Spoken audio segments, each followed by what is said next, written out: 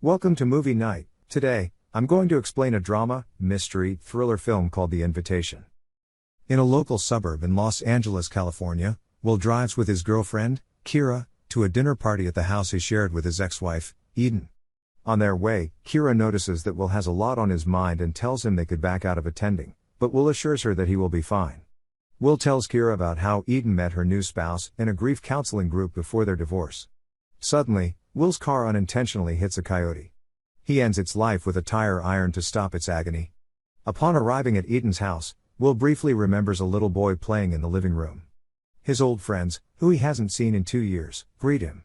Gina hugs him right away, while Tommy makes fun of him first before welcoming him, followed by Miguel, Claire, and Ben, who are all happy to see him again. They also give Kira a warm welcome. Gina tells them that her boyfriend, Troy, is running late. Eden comes down from the stairs and hugs Will as soon as she sees him. She then welcomes Kira and introduces her new partner, David, to both of them. As the four get to know each other, their friends sit awkwardly at the back. Delighted, David invites everyone for a drink. When Will declines, Tommy advises Will to drink the wine as they have expensive wines at the house. Still, Will refuses to drink, but Kira gladly accepts a glass. While everyone toasts their drinks, Will spots a half-naked woman staring at him from a bedroom. Eventually, Sadie, the naked woman earlier, emerges. She kisses David on his cheek, making everyone uncomfortable. Eden met Sadie in Mexico and is staying with them now to help out. To put off the awkward tension, Kira tells the group about the coyote they accidentally hit during the drive. While everyone despises what happened, David compliments Will for putting the creature out of its misery. A little while later, Will enters the kitchen to get a glass of water. He recalls a pain-stricken Eden attempting to commit suicide with a knife over the same sink. At present, Eden comes into the kitchen with him. He inquires about why there are bars on the window, to which she responds that she acquired them for security reasons when she was living there alone. She brings up her time in Mexico again and tells him how it helped her recover from pain. Will notices that there is something different from her, in which Eden agrees and adds that she's pain-free now and she hopes he will be too. Ben then appears, wondering what they're talking about. Eden explains that grief and pain are only chemical responses that can be adjusted and eliminated from their bodies. Ben mocks her new worldview and tells her she sounds like a pamphlet. She laughs it off, but when he says the philosophy sounds crazy, she slaps him across the face and walks out. Will asks Ben if Eden has, which Ben agrees and adds that David seems strange too. Ben then inquires about Will's well-being in light of everything he has been through. Will reluctantly admits that he doesn't know how to act in front of Eden and David. When they return from the kitchen, Eden apologizes to Ben and offers him a drink, which he vows he will never reject. Claire takes Will to the stairs to catch up. A car arrives outside, and they assume it's Troy. However, Pruitt, a stranger who appears to be special to Sadie, Eden, and David, enters. As Pruitt greets the group, Gina complains about Troy's delay and the lack of cell service in the village. Meanwhile, Will catches David locking the door. He tells Will that approximately a month ago, there was a house invasion in the canyon.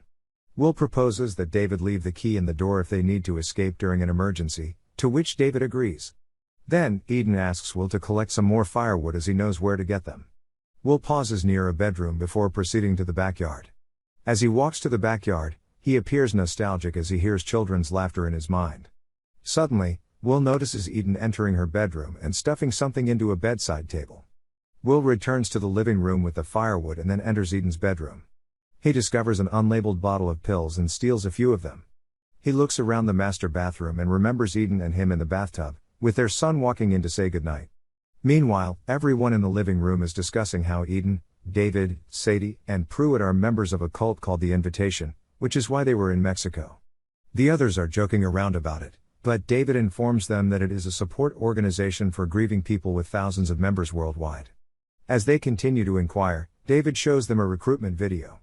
In the video, Dr. Joseph, their leader, informs them that the human brain has the potential to heal and that the doctor has dedicated his life to rewiring terrible events.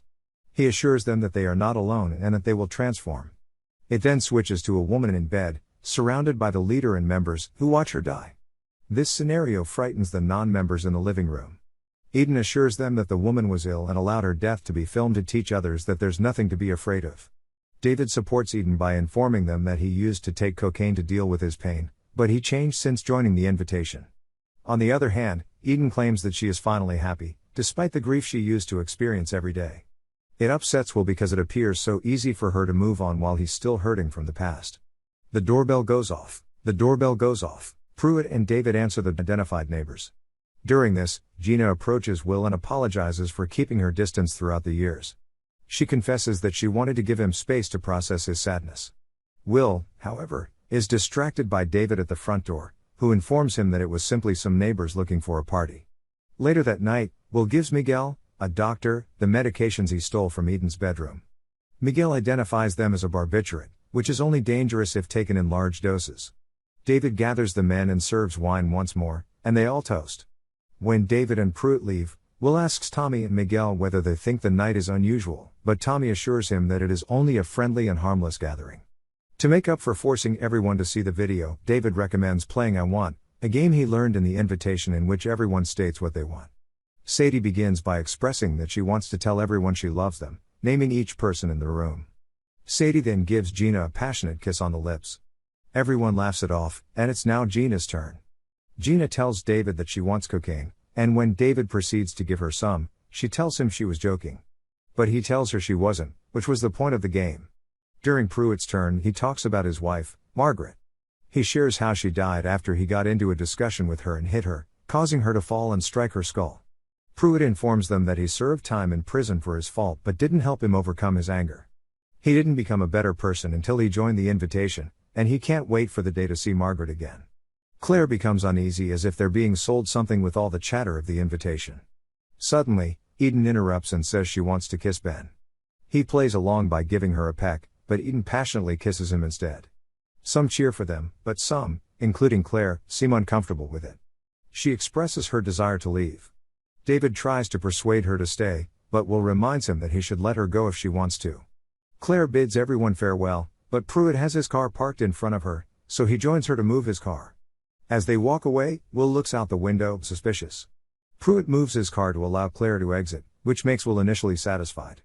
But Pruitt intervenes as Claire is ready to drive away. Will is watching when David interrupts, persuading him to talk to him alone. When David inquires why Will is so suspicious of him and Pruitt, Will apologizes, stating he wasn't prepared to return to the house he shared with Eden and their son. Will also asks him not to try to convince him to join the invitation again, to which David agrees. During the dinner, Will sees while his friends enjoy the meal. It reminds him of when he, Eden, and his friends happily ate together during their son's birthday. This was when a kid accidentally hit his son with a baseball bat, resulting in his death. After dinner, Will goes outside to clear his mind and tries to get a signal on his phone to find out why Troy hasn't arrived yet. On his way to the yard, he notices Sadie making bizarre facial gestures in the mirror. Sadie follows him out into the backyard and starts flirting with him, telling him she has a feeling that things aren't going well with Kira. She even offers herself right there. When he refuses, Sadie tells him how men and women would frequently have intercourse spontaneously in Mexico. She promises Will to make him like her so much that he will beg her without touching him. Will declines her approach and orders her to return inside. Later on, Tommy greets Will outside. Will expresses his concerns about the party, but Tommy informs him that Claire left because she felt awkward, and Troy is unreliable, so his absence is not odd. Tommy tells Will that his strange behavior is frightening people. Tommy hugs him and assures him that everything is all right before going back inside. Suddenly, Will's phone chirps as he temporarily receives a signal. Will listens to a voicemail from Troy, who says he arrived early at the party and is about to walk inside but forgot to bring the dessert he promised. Troy requested for him to get dessert instead and bid him goodbye before entering Eden's house. Will joins the group at the dinner table. Suddenly, the lights turn off, and Eden enters, carrying a birthday cake for Miguel, whose birthday was a week away. When the lights are on, Will asks where Troy is, informing them about the message he received while Troy was standing outside the mansion. Eden and David claim Troy never arrived, and everyone tries to calm Will. But he chastises the others for being polite and insists that something isn't right there. After a 2-year absence, Will wonders why they invited them to a meal with 2 strangers from the cult. He criticizes the invitation, claiming that it is a brainwashing platform that trains individuals to ignore everything by erasing their grief. Will begs Eden to tell him where Troy is and questions David why the window is barred and the doors shut. He also mentions finding the medications in Eden's room. Kira tries to persuade Will to leave when suddenly, the doorbell rings. When David opens the door, Troy finally arrives and claims he had to go back after arriving early because he received a call from work. Everyone looks at Will as if he's officially insane. In tears, he apologizes, questioning the invitation. To get back to his senses, Will washes his face in the bathroom, reminding him of when he taught his son how to wash his hands. Later on, Kira joins him as he sits outside. Will admits that he is not okay because he is still grieving his son's death. He tells Kira that he doesn't believe she can assist, which bothers her, and she returns inside. Eden cuts the cake when Will enters the room. He requests access to their son's bedroom, to which Eden permits him. Will turns around and remembers his son asleep inside. From the bedroom, he sees David lighting a red lantern on the edge of the backyard, making him wonder what's David up to again. As he walks through the bedroom, Will finds a laptop on which plays another recruitment video. The video shows the leader, who reminds the members not to be afraid and to remember that they will be rewarded if they complete the steps, believe and give themselves over. While the leader tells the cult member watching the video that he loves them, Pruitt knocks on the door and informs Will that everyone is waiting for him. A little while later, Pruitt escorts Will upstairs, where David pours another glass of wine for everyone. David then recommends that they all take a minute to gaze at one another before raising their glasses to toast a brighter world and peace. Gina immediately sips her glass while Will shatters everyone's glasses and tells them not to drink. He tells Kira that they are going. Sadie goes insane, accusing Will of ruining everything. He pulls her away, slamming her into a dresser as she attacks him. Worried, everyone gathered around her, fearful that a strike to the head had killed her, just like what happened to Pruitt's wife. While the group is distracted, Kira screams, "She's not breathing." Everyone panics, but it turns out that Kira is referring to Gina, who is frothing at the mouth. Miguel attempts CPR on Gina when suddenly David shoots him with a gun. Pruitt takes David's gun while Kira, Ben, and Will back away. Pruitt then shoots Choi and flees to another area of the home. The three non-members attempt to escape, grabbing Tommy with them, but he is enraged by the sudden death of his friends and attacks David. However, Sadie rises and slices him with a knife. Meanwhile, Kira, Will, and Ben run downstairs when suddenly Sadie appears and chases Ben. Will shoves her away, and they lock themselves in a room with barred windows, where they witness David stabbing Ben in the backyard, followed by Pruitt, who shoots Ben dead. Terrified, Kira cries inside the room while Will tries to reassure her that they will survive by doing whatever is necessary. After all, the cult just like them. They return to the living room, where Will hears David comforting Eden, who is upset about all the brutal murder that is taking place instead of the poison they planned. David assures her that they were selected and that this is how they will depart the earth, along with all the pain they have carried. Will waits until both have left before heading upstairs to an exit that leads to the garage. Will notices Sadie dying on the couch after impaling herself with a fire poker, which he takes from her lap as she suffers in pain and cannot make a sound. Upstairs, Will discovers that the garage door has been removed. Suddenly, Pruitt approaches, armed with a gun. As soon as he enters the room, Will knocks the gun out of his grasp, and they fight with their bare hands. Kira then assaults him with the fire poker until she kills Pruitt. In the hall, they run into Eden, who shoots Will in the shoulder. Eden apologizes before shooting herself in the stomach, prompting Kira to get the gun. Now that David is the last surviving cult member, he wields a butcher knife and shouts for Eden downstairs. Will informs David that Eden shot herself, making David happy as he utters she is with them now. Will and Kira notice that the gun is empty, but still Will tells David not to approach since they have a gun.